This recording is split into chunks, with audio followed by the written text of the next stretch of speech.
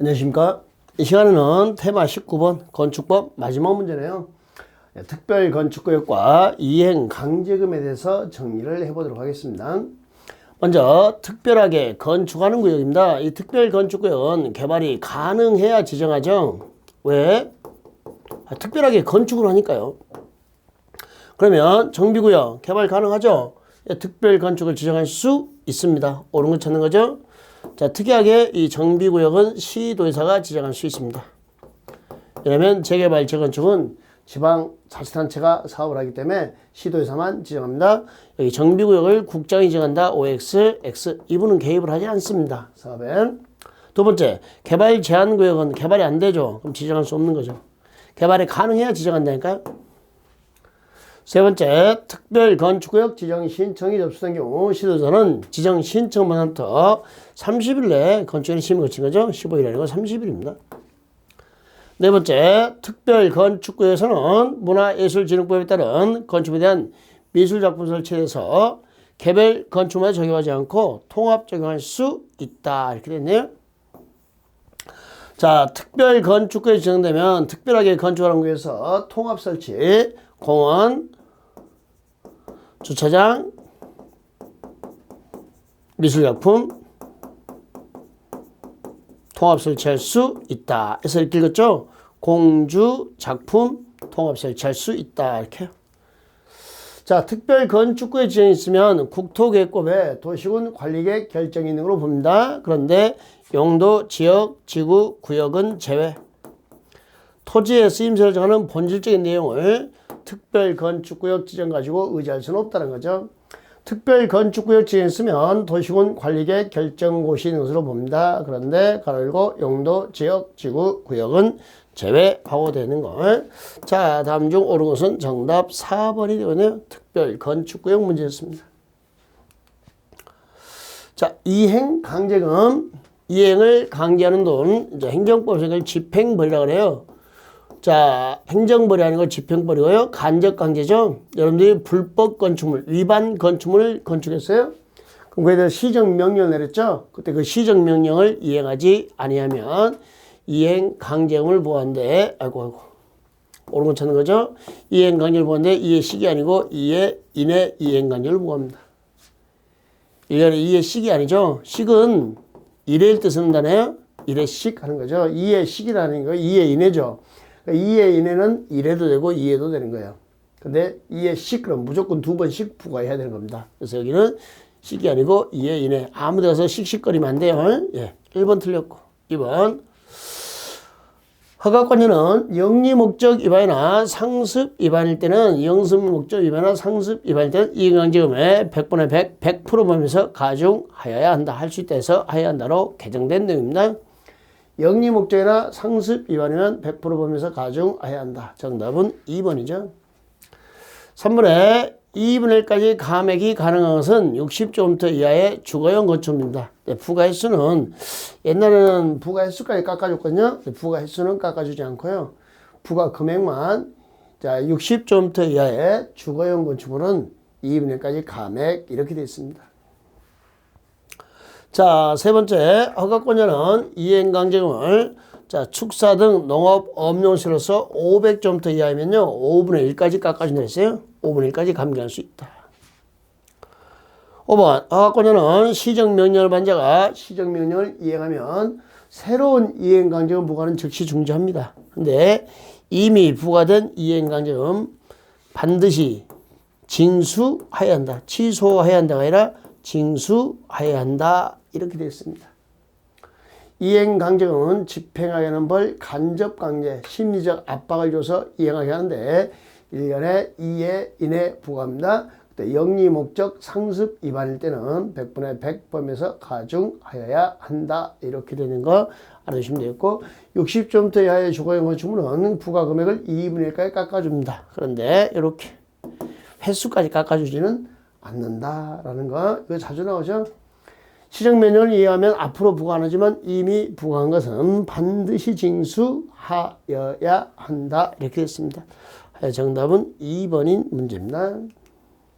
3번 이행 강제는 소멸로 틀린 거 됐네요. 틀린 거 1번 허가권자는 이행강제금 부가처분 환자가 이행강제금을 납부기한 내까지 납부하지 아니하면 지방행정자재점 부과금의 징수 등에 관한 법률에 따라 징수합니다. 부가처분 환자가 이를 납부하지 않으면 지방행정자재점 부과금의 징수 등에 관한 법률에 따라 징수하고, 두 번째, 이행강제금 부과나 징수 절차는 국고금관리법 시행규칙을 준용하죠. 세 번째, 60 이하의 주거용 건축물은 법정 이행강제금의 2분의 1 범위에서 조례가 정하는 금액을 부과합니다. 얼마요? 2분의 1까지 깎아줍니다. 자, 횟수는 깎아줬어요? 안 깎아줬어요?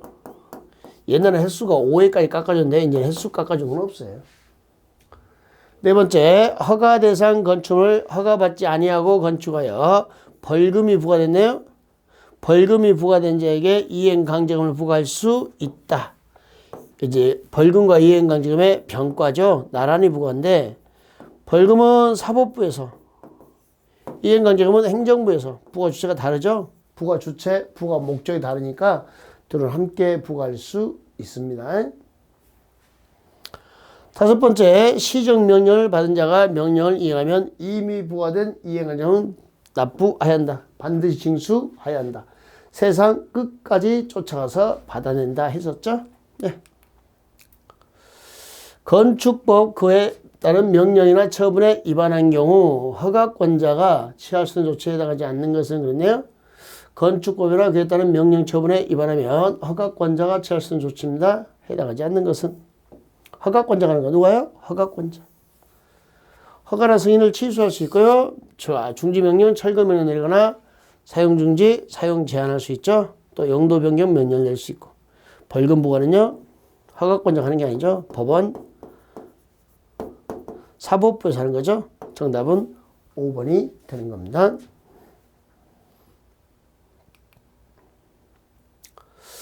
자, 건축분쟁전문위원회에 대해서 나왔네요. 다음 중 틀린 것은,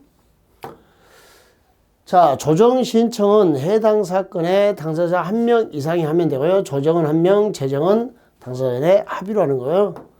조정위원은, 자, 3명의 위원으로 구성되는 조정위원회에서 하고, 재정은 5명의 위원으로 구성되는 재정위원회에서. 그러니까 조정은 신청도 1명 이상 하면 되고, 재정은 합의로 오는 거고, 조정위원회는 3명의 위원으로 구성되고, 재정위원회는요 5명의, 좀 더 신중한 절차가 재정 절차예요. 거의 배에 가까워요. 숫자들이 1명, 합의면 2명 이상이죠. 3명, 5명이죠. 자, 조정은 신청받으면 60일 내, 재정은 120일 내. 자, 단어 한번 알아두시면 좋겠네요. 조정 신청은 당사자 1명 이상이 하며 재정 신청은 합의로 하고, 조정은 3명의 위원 구성되는 조정위원회에서, 재정은 5명의 위원 구성되는 재정위원회에서 합니다. 그 다음에 당사자가 조정안을 수락하고 기명 날인하면, 자, 당사자 간에 합의가 성립된 걸로 본다 됐죠. 옛날에는 이게 합의가 성립된 걸로 본다 이렇게 됐었어요. 최근에 법이 개정돼 가지고요, 기명 나누면 당사자 간의 합의가 아니고 재판상 화해, 1심 판결 확정의 효과를 줬어요. 재판상 화해가 성립된 걸로 본다 이렇게 바뀌었어요. 그래서 합의가 성립된 거다, 합의가 성립된 걸로 본다 그러는데 개정돼서 재판상 화해가 성립된 걸로 본다 이렇게 바뀌었다는 거. 그렇죠. 아직도 이게 맞다고 되는 책들이 많아요. 조정안을 수락하고 기명 날인하면 재판상 화해가 성립된 걸로 본다. 개정사항 확인해 주시면 되겠습니다. 정답은 4번이죠. 건축분쟁 전문의 위원이 공무원 신분을 가지지 아니한 경우 형법상 수뢰죄에서는 건축분쟁 전문위원회 위원을 공무원으로 간주합니다. 네. 형법상 수뢰죄에서는 뭐로 간주해요? 공무원으로 간다 하는 거 알아두시면 되겠네요. 정답은 4번인 문제였습니다.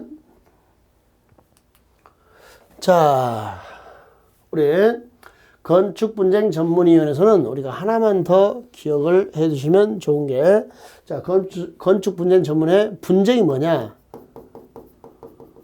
분쟁, 이렇게 연계해요. 인기관계, 삼각관계입니다. 그러니까 분쟁이 인근 주민 간의 분쟁, 기술자 간의 분쟁, 건축 관계자 간의 분쟁.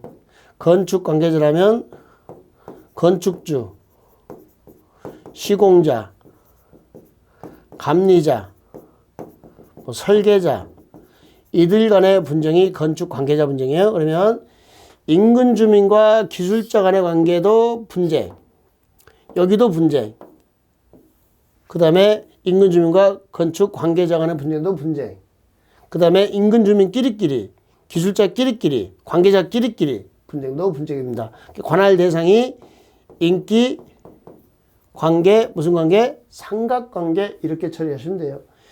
인근 주민 간의 관계, 기술자 간의 관계, 관계자 간의 관계, 인근 주민과 기술자, 기술자와 관계자, 인근 주민과 관계자 이렇게 차근차근 엮어보시면 되겠습니다.